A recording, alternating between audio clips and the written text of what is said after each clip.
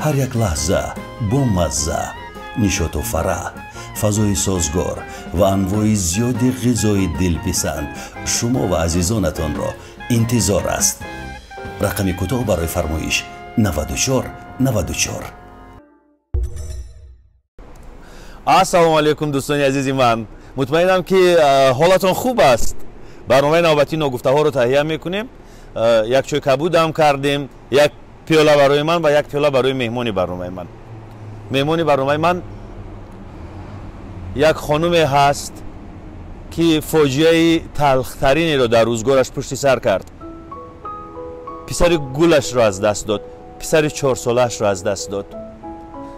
بسیار سوخت بالاخره کمی به خود آمد. 3 دخترک دوست رو یک دارد و باوری را از دست نداده است به آینده درخشان. آسیه، سراینده جوان، امروز با ما هم صحبت می شود. چخیلی که بسیاری ها میدونن من چند پیش به فدراسیون روسیه سفر داشتم و چند کارکی بود که اجرا کردم و آمدم. همه ما میدونیم که در فدراسیون روسیه خویشان و پیوندان ما، یاران و دوستان ما خیلی زیادند و مدام به تاجیکستان به عزیزان خود مبلغ انتقال میدهند. من هم خواستم مبلغ انتقال بدهم، اما با دشواری های زیاد دچار شدم. واقعا هم در انتقال مبلغ دیدم که دشواری زیاد بوده است، نه تنها برای من بلکه برای تمام مهاجرانی که در فدراسیون روسیه هستند. ولی من راهش رو یافتم. کارت دبیتی تینکوف بلک با من کمک کرد و این کارت نه تنها برای شهروندان روسیه بلکه برای تمام شهروندان کشورهای خارج دسترس است. درخواست رو طریق لینک در زیر همین ویدیو بوده پر کنید، روان کنید و در سرتاسر روسیه این کارت به شما رایگان برده رسانیده می شود. انتقال مبلغ به کشورهای اتحاد دولت‌های مشترک المنافع در داخل سیستم بانک به کمیسیه است. شما توسط تلفن موبیلی خودتان می توانید تا 20,000 روبل را به کشورهای ارمنستان، قرقیزستان، تاجیکستان و ازبکستان انتقال دهید. حتما شما در درخواست می بینید که به قبول کننده چقدر مبلغ با اسعار ملی ارسال می گردد به کمیسیه پنهانی. به نزدیکان خود می توانید کارت های علاوگی دهید و صورت حساب را با تمام اهل عائله استفاده برید. این اپلیکیشن خیلی مفید است برای همه. خرید، اندازها، پرداخت باج، پرداخت خدمات کمونالی خیلی مفید است. در جای خود نشسته این را شما میتوانید پرداخت کنید. همچنین توسط QR کد شما میتوانید عموما عملیات خرید و فروش خود را انجام بدهید. غیر از این شما از نقطه‌های خدمت رسانی خود تینکوف میتوانید تا 500,000 روبل رو بیرون بیارید. از دیگر نقطه ها باشد تا 100,000 روبل رو امکان برآوردن دارید. یعنی مفید است. همین حال زودتر با لینک زیر همین ویدیو درآیید، درخواست را پر کنید و رایگان کارت را به دست بیارید. تینکوف در اندیشه شماست.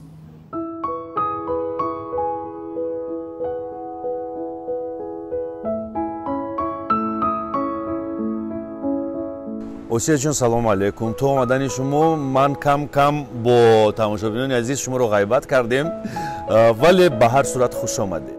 سلام دوستانی عزیز، مخلصان برنامه ناگفته ها.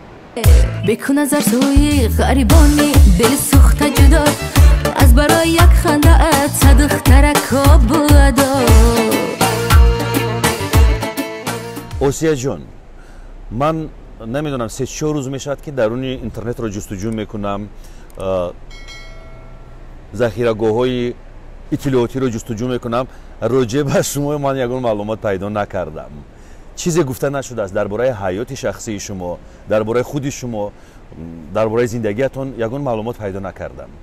درباره من اگر معلومات نیافته باشد عیب خودتون است. اکایرزو شما کی دعوت کردید که من نگفتم؟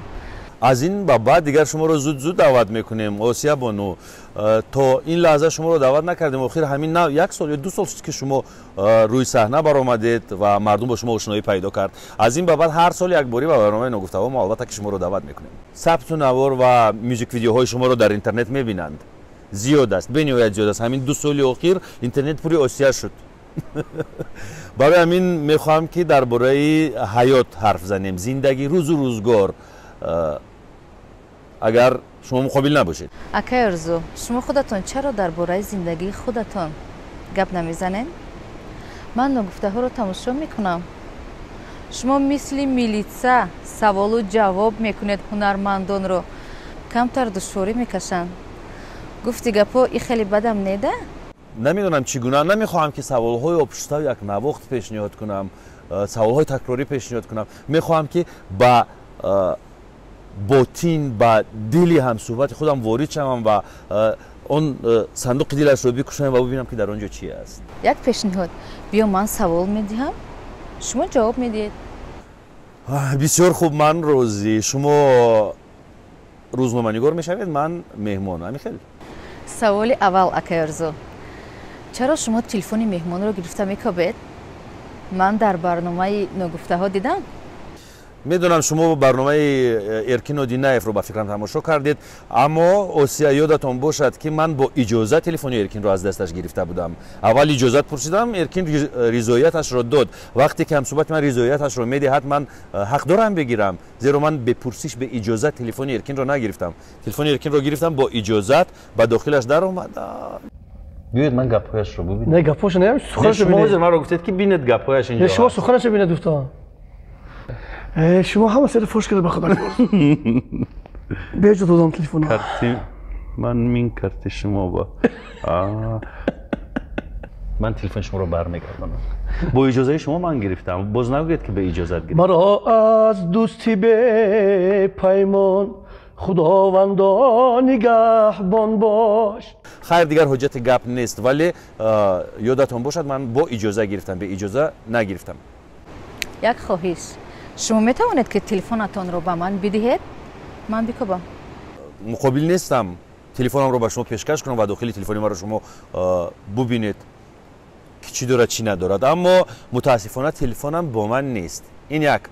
вақте ки ман ба сабт омодагӣ мегирам, ба сабти барномаи ногуфтаҳо, ман телефонро умуман канор мегузорам ва агар телефони шумо ҳам бошад, иҷозат бидиҳед, ман метавонам бигирам ва бубинам дарунашро. не, ман телефонамро наовардам.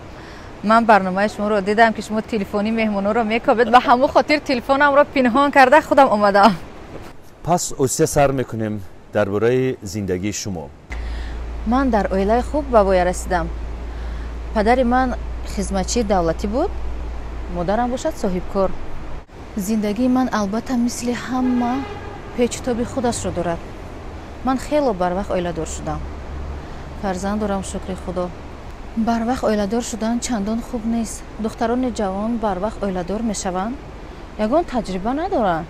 аслан дар рӯбарӯи дастгоҳи наварбардорӣ Осия бону мо доим мегӯем ки ҳамаш хуб аст, ҳамаш окей аст, аммо зиндагӣ ин чизи дигар аст. зиндагӣ яъне пушти саҳна. ин зиндагие ҳаст ки мо лобалои тамошобинон ҳоло ду кас нишаста сухан меронем, аммо зиндагии воқеӣ каме дигаргуна аст. агар ман ба зиндагии воқеӣ фурӯ биравам ва аз овозаҳову мишмишҳои мардум ҳарф бизанам, Осия, инҷо бояд бигӯям ки шумо аз шавҳаратон ҷудо шудаед.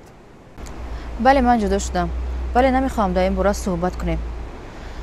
фақат як орзу дорам, як хоҳиш дорам ки ҳамин фарзандони ман ба воя расанд, хонанд, ба ақли расо таҷрибадор шаванд, баъд хонадор шаванд. ман пушаймонам аз барвақт шавҳар карданам. хеле пушаймонам. агар ақли ҳозираам мешуд,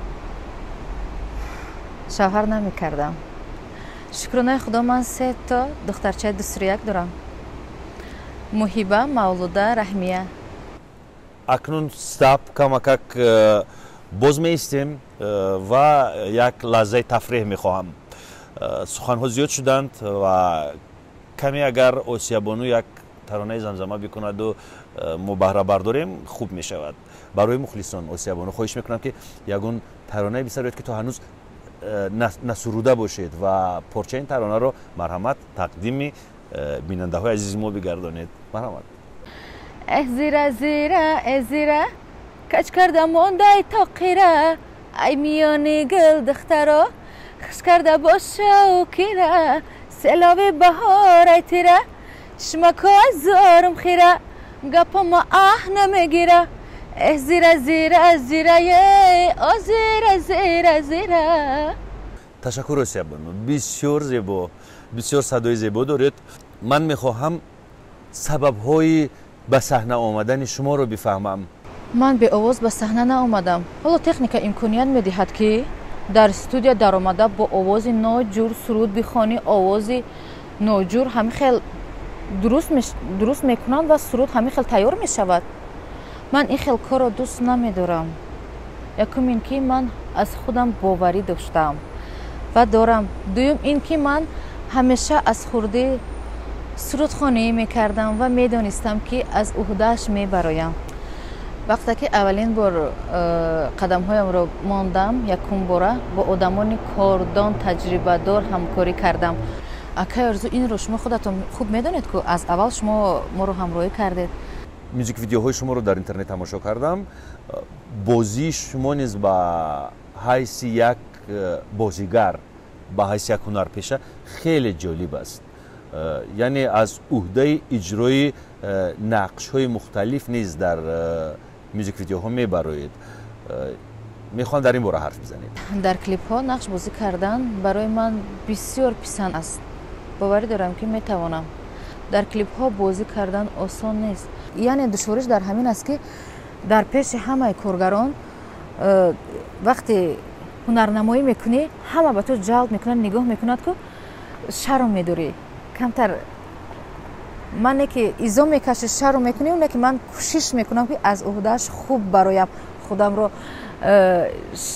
نو ترس میگیرم. یعنی که من از عهده این کار باید برایم که همینا هم باشد نگاه میکنند که کو آسیا مقصد نگن که بسیار تو مرا غم دادی عذاب کشیدیم. نمیخوام که عذاب بکشند امی کارگردان.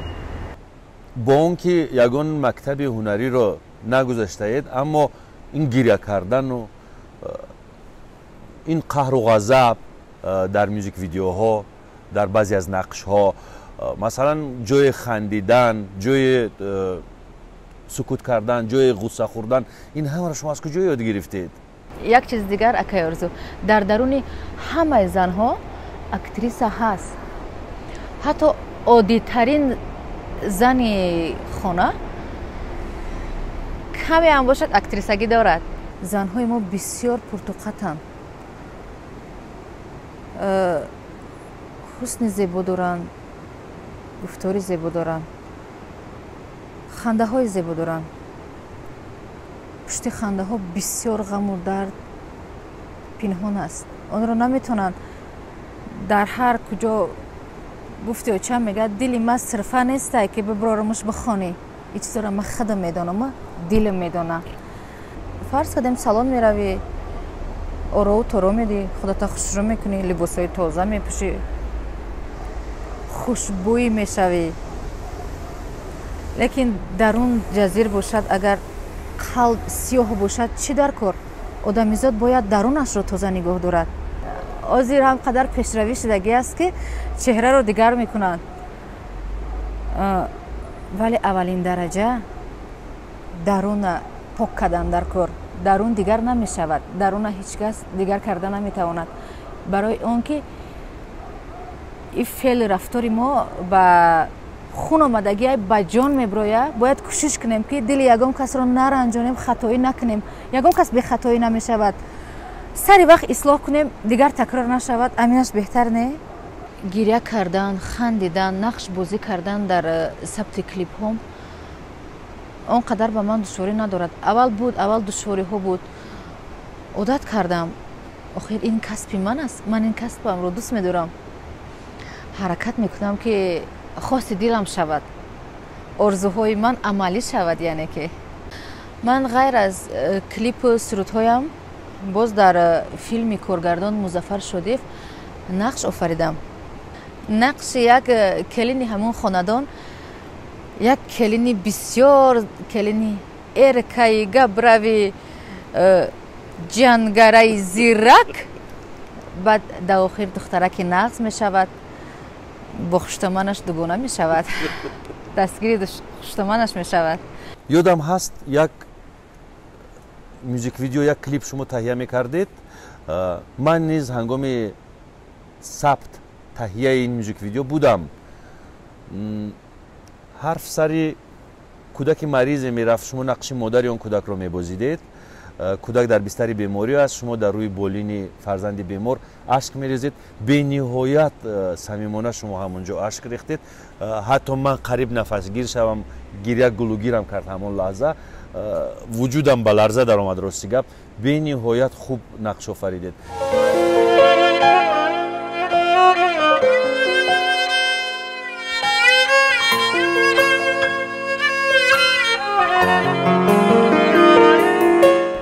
این بازی نبود.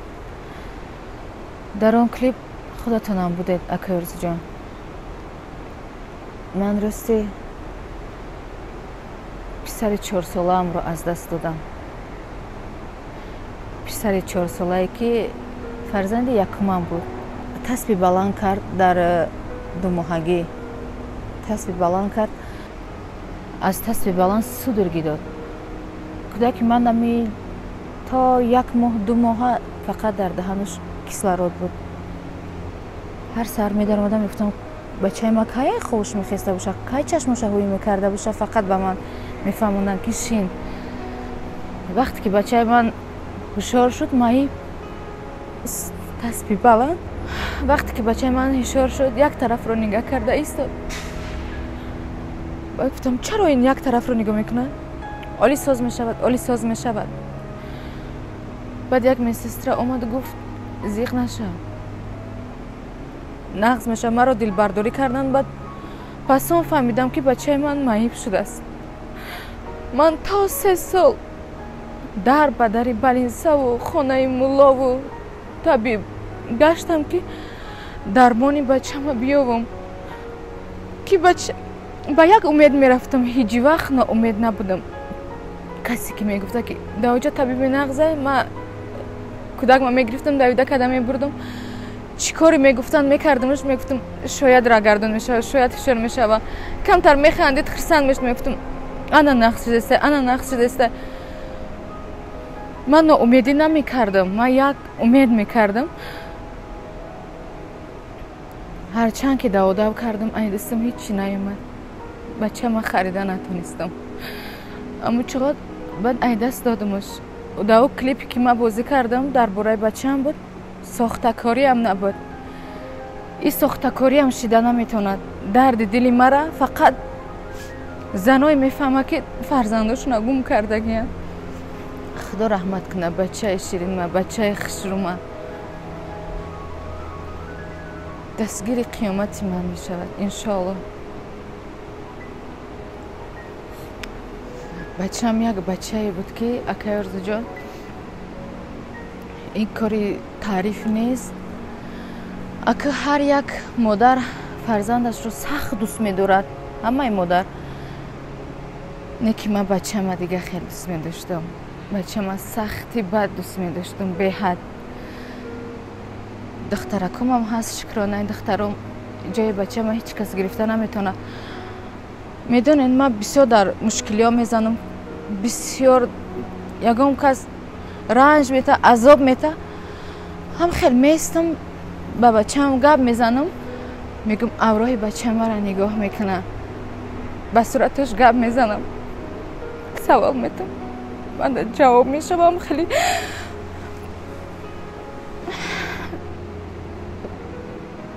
نمیتونم خدمت ایجا خسرو خالی کرده. نمیتونم در پیش مردم خدمت آزاد درد دل ما برآورده.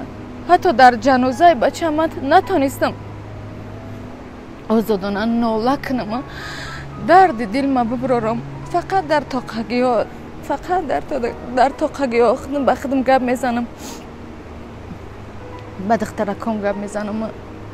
اما وقتی درد دل ما خالی میکنم. من از شما معذرت میخواهم. شاید با مرور زمان این زخم شفا مییابد. هرچند این حرفی من است، حرفی است که شاید برای آرام کردن شما این زمان من این حرف رو میگویم. هرچند میدونم داغ فرزند هیچ وقت زدوده نمیگردد از دل مادر. به هر صورت شاید زمان، مرور زمان، گذشتن وقت کمی هم باشد به زخم‌های شما شفاعت عطا کند. شاید بعد سالها کمی به خود بیاید آسیا بانو.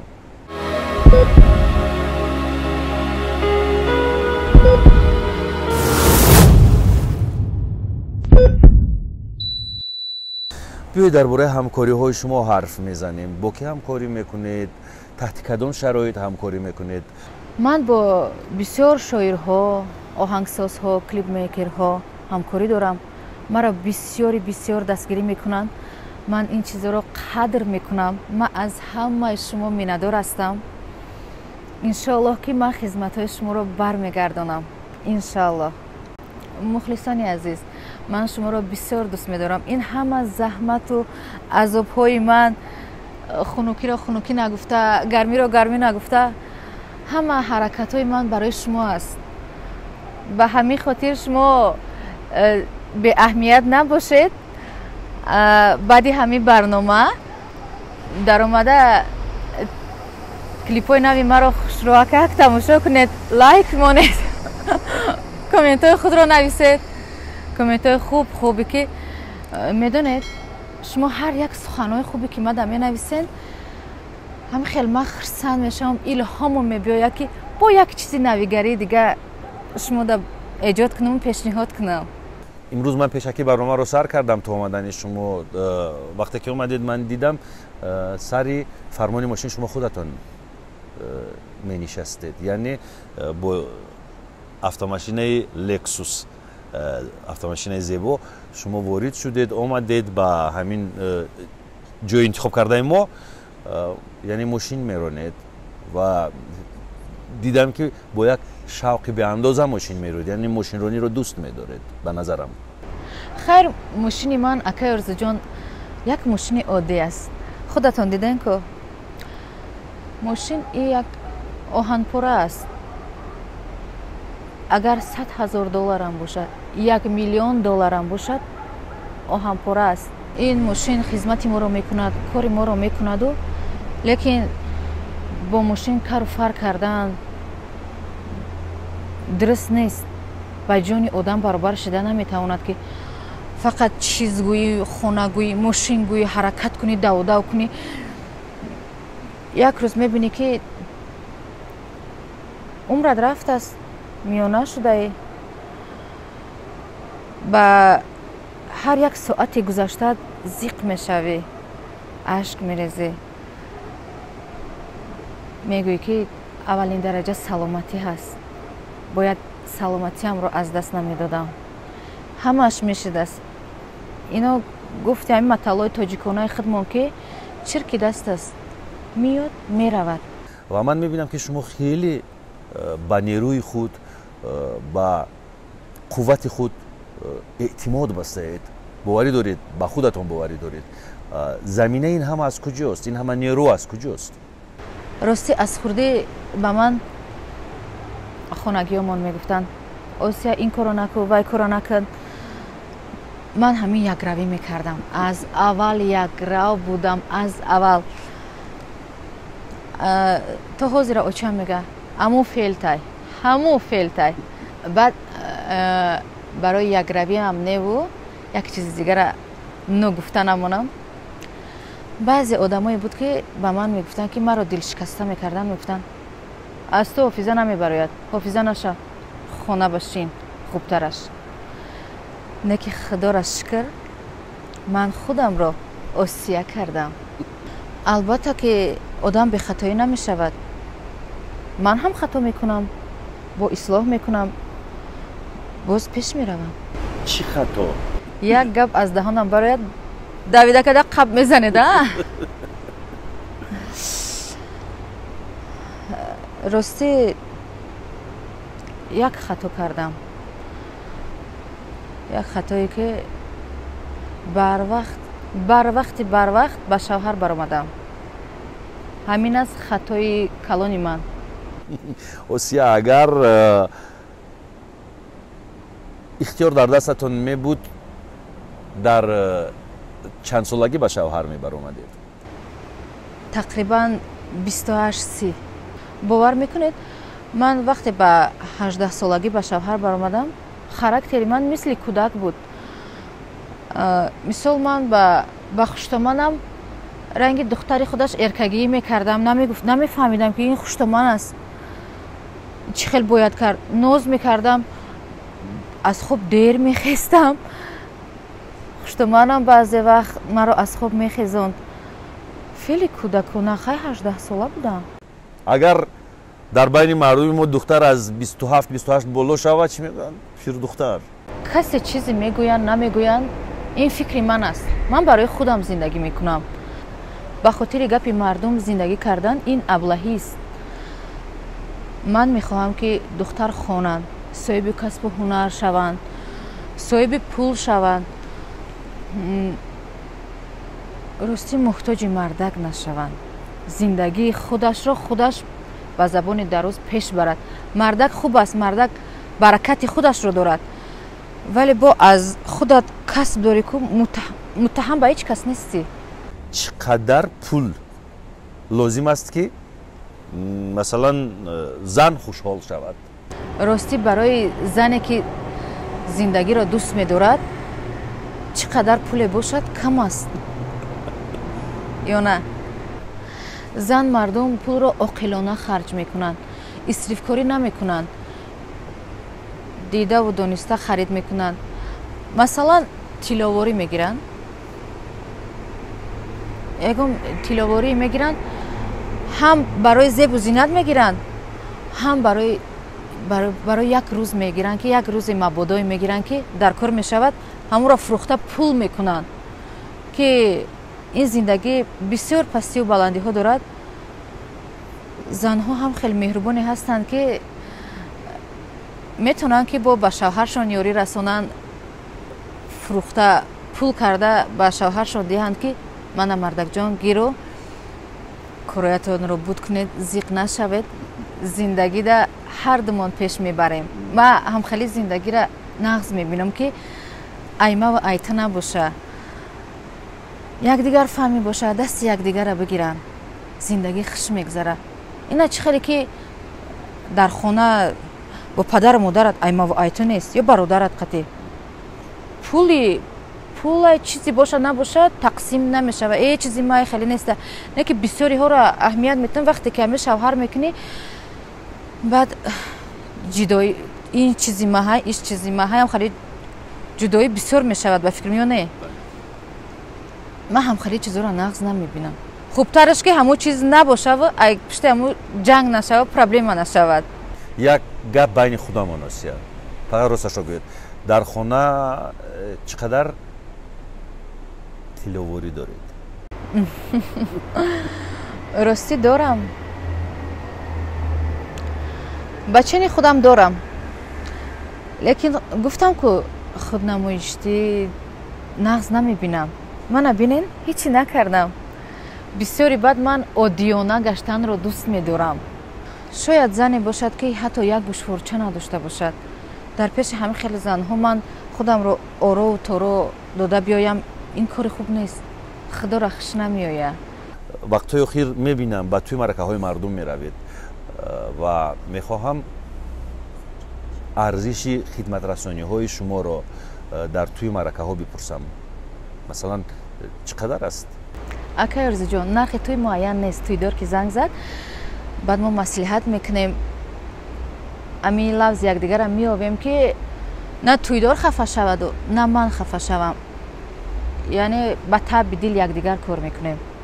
اگر همینجا یک ترانه تویانه زمزمه بکنیم فکر میکنم که طبیع همه بیننده های نازنین ما بولیده میگردد. از اوسیا خواهش میکنم که یک سرودی تویانه زمزمه بکند این لحظه برای ما و شما.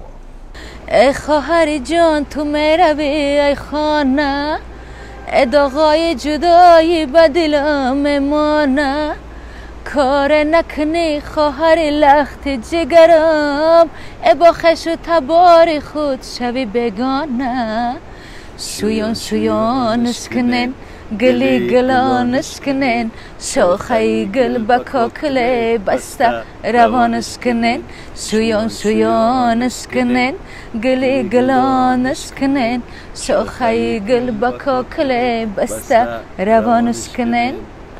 براو. اکنون اوسیا نوآوری کرده است. یک ترانه تهیه کرده است. یک ترانه که نامی جالب دارد. اگر نامش رو بشنوید کیف میکنید. میدونید نامش چی است؟ جون جون. بدلی پاک تو خوب و نایاب تو سر به کتفان تو ای جانان معلومه. مطمئنم که این ترانه رو پیدا میکنید از یوتیوب و من اگر لینکش رو پیدا کنم در این زیر میمونم. تماشا کنید. در زیر این برنامه نسبت به اوسیا، نسبت به گفتار و رفتار و پیندار و عموما زمزمه های زیبای اوسیا نظرتون رو در این زیر بنویسید. لایک بمونید. پیوست شوید با کانال ما. خیلی خوشحال میگردیم. خداحافظ.